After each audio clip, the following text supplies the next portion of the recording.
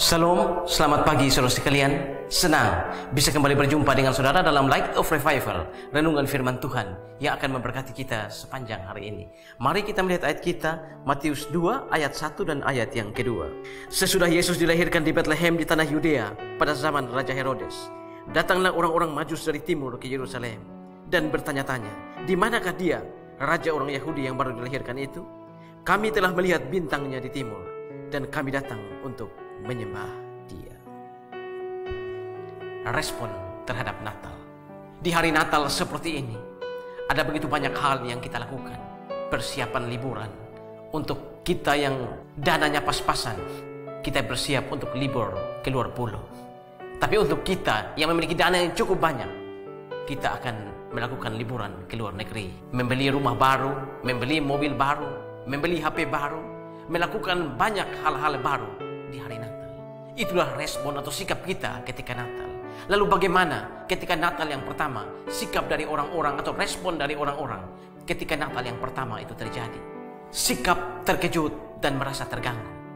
Ini dialami oleh Herodes. Ketika orang-orang Majus datang dan bertanya kepada dia, bertanya-tanya, di manakah raja yang baru lahir? Herodes merasa terganggu dan terkejut. Mengapa? Saudara, Herodes ini adalah seorang raja Israel, tetapi Israel tidak pernah rela dipimpin oleh Herodes. Karena Herodes ini dia memiliki garis keturunan bukan Israel asli. Ayahnya orang Idumea dan ibunya berbangsa Arabia. Bagi orang-orang Yahudi atau orang Israel, mereka tidak pernah rela dipimpin oleh seorang yang memiliki bangsa atau kebangsaan blasteran. Mereka tidak mau orang yang memimpin mereka bukan Israel asli. Dan Herodes tahu bahwa orang-orang Israel ini tidak senang pada dia. Dan mereka selalu berusaha untuk mencari raja lain menggantikan dia. Dan untuk menyenangkan hati orang-orang Israel, Herodes pernah membangun sebuah bendungan, sebuah saluran yang bernama Aqueduct untuk mengalirkan air ke Israel ketika Israel mengalami kekeringan. Lalu dia juga membangun teater-teater, tempat para gladiator saling berkelahi ataupun melawan binatang untuk menghibur orang-orang Israel. Dia juga pernah mengeluarkan emas pribadinya ketika Israel berada dalam kelaparan untuk membantu orang-orang Israel.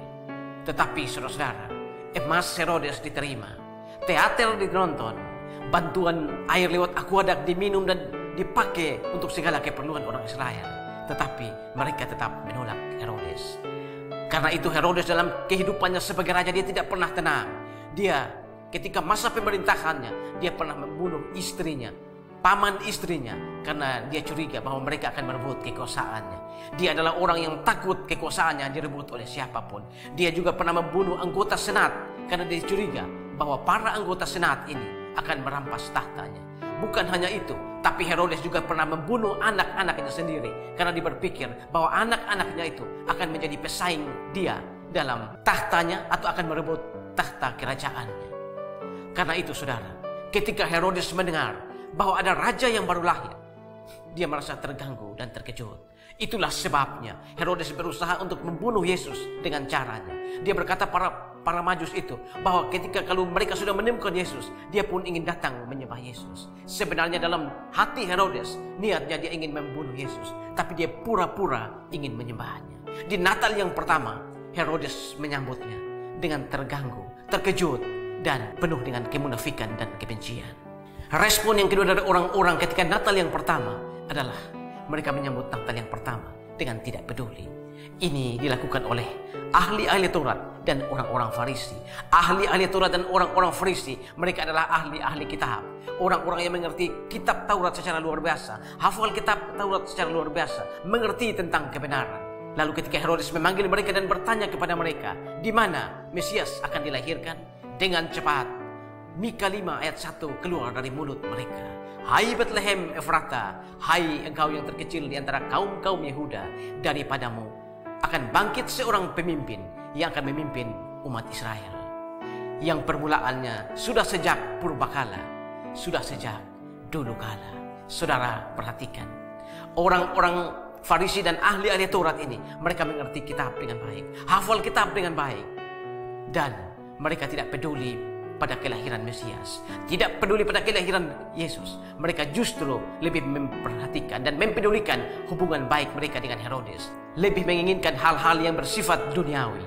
Saudara, di sini kita bisa melihat bahwa di Natal yang pertama, ahli-ahli Taurat dan orang-orang Farisi ini, mereka menyambut Natal dengan tidak peduli pada Natal itu sendiri. Saudara, ahli-ahli Taurat dan orang-orang Farisi ini, mereka adalah orang-orang yang hafal kitab, mengerti kebenaran, hafal kebenaran, tapi mereka tidak pernah datang pada sang kebenaran itu. Di Natal yang pertama, kita bisa melihat ahli Taurat dan orang-orang Farisi menyambut Natal yang pertama dengan tidak peduli, acuh tak acuh, dan lebih mementingkan hal-hal yang bersifat duniawi. Respon yang ketiga adalah berusaha mencari, menyembah, dan memberikan persembahan. Sikap ini ditunjukkan oleh para Majus. Para Majus ini mereka berasal dari negeri yang jauh dari timur. Dan mereka ini adalah ahli-ahli perbintangan. Mereka percaya pada ramalan-ramalan bintang. Dan berdasarkan ramalan bintang itu mereka mengetahui bahwa ada raja yang baru lahir. Dan raja itu adalah raja bangsa Yahudi. Saudara, percaya pada bintang itu adalah kepercayaan kafir. Tetapi di sini Tuhan Allah seolah-olah ingin memamerkan kepada kita bahwa untuk menjalankan misinya, Dia rela menggunakan alat-alat kafir untuk menjadi alat kemuliaan. Orang-orang Majus ini, setelah mereka memastikan bahwa raja yang baru lahir itu adalah raja orang Israel, mereka kemudian berjalan jauh dari negeri mereka. Mereka tidak peduli berapa banyak waktu yang harus dikorbankan, berapa banyak dana yang harus dibuang, berapa banyak hal yang harus mereka buang sepanjang perjalanan itu, berapa banyak bahaya yang harus mereka hadapi sepanjang perjalanan itu. Bagi mereka, ketika mereka mengetahui bahwa ada raja yang baru lahir, mereka berusaha untuk mencarinya. Dan setelah mereka menemukan Yesus, mereka datang lalu menyembah Dia. Bukan hanya menyembah, tetapi mereka juga lalu mempersembahkan harta bendanya, emas, mur, dan kemenyan. Saudara-saudara, pagi ini, bagaimana respon saudara atau sikap saudara ketika menyambut Natal? Apakah ketika Natal, saudara menyambutnya dengan penuh kemunafikan dan kebencian, terkejut dan terganggu, seperti Herodes?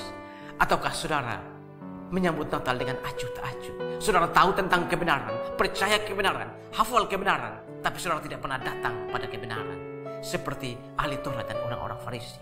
Ataukah engkau mau menyambut Natal kali ini seperti para Majus, berusaha untuk mencari, menemukan Yesus, menyembah Dia, memberikan persembahan, yaitu dirimu, menjadi alat kemuliaan, menjadi alat di tangannya. Selamat Natal, saudara. Amin. Tuhan, terima kasih untuk firman-Mu pagi hari ini. Kami belajar dari kelahiran Yesus Kristus, bagaimana respon orang-orang yang ada di sekitar Natal yang pertama.